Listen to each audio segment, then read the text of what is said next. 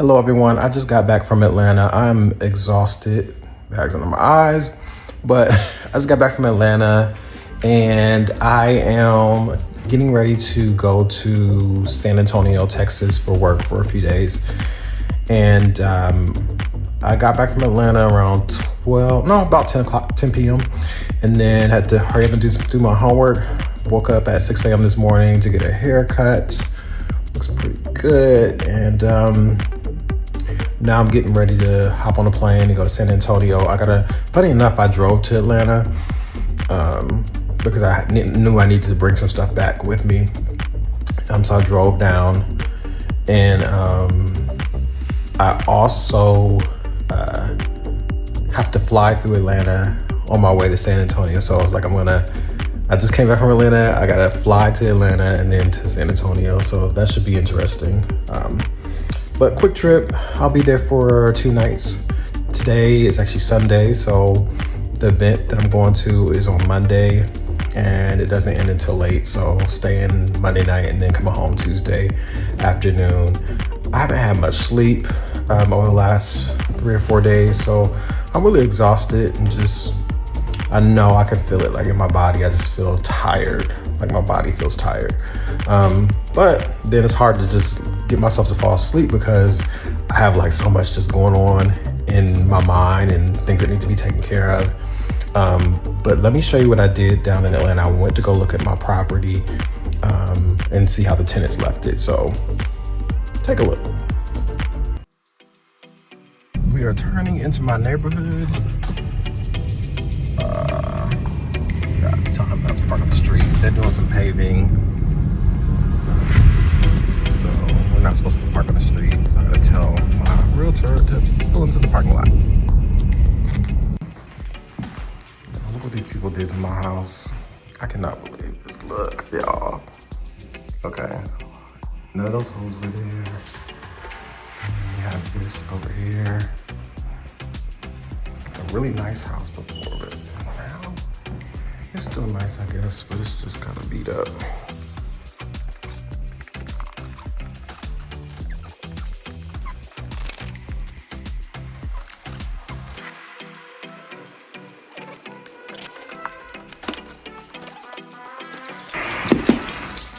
Supposedly, only one person and his young son was living here. But when you come into the basement,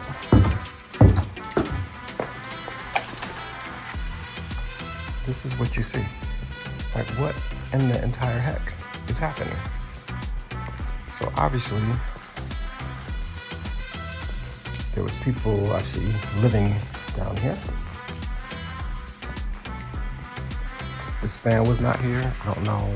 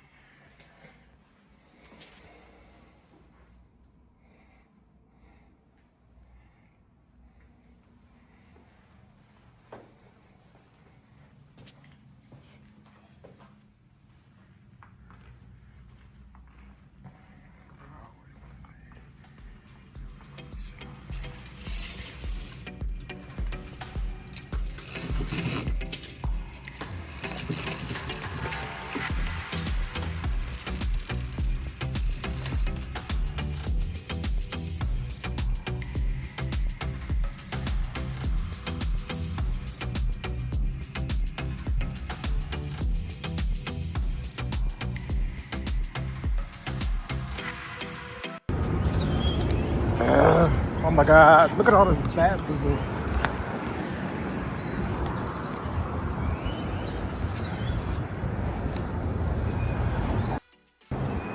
I just walked underneath some trees and all I seen, you could hear was a bunch of bats.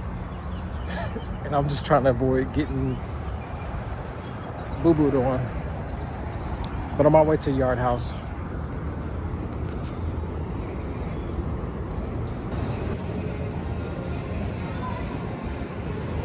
It's just...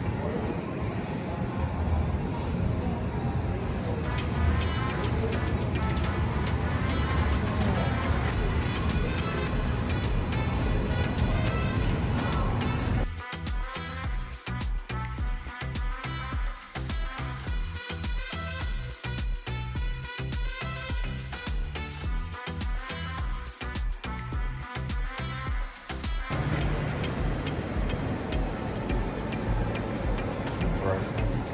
So I don't know if the mall's open 24 hours, but I mean, even though like the shops are closed, you can still walk around, which is kind of neat. I don't want to go out here and get locked out. Okay, you can't get out. Okay. Y'all see this? This is so neat. Down there, earlier there was a little boat ride going on. That's probably kind of cool. I don't know where it goes. But what a neat little mall situation.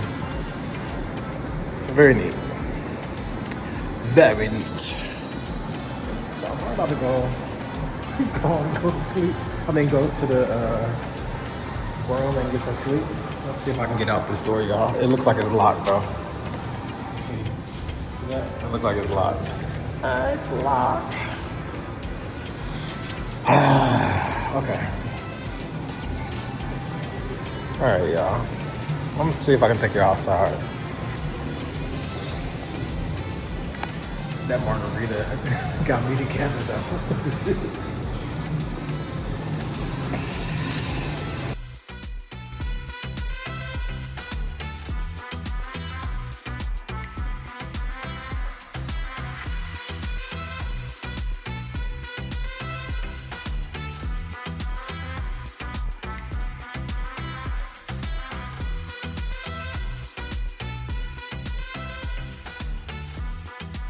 Lifeguard.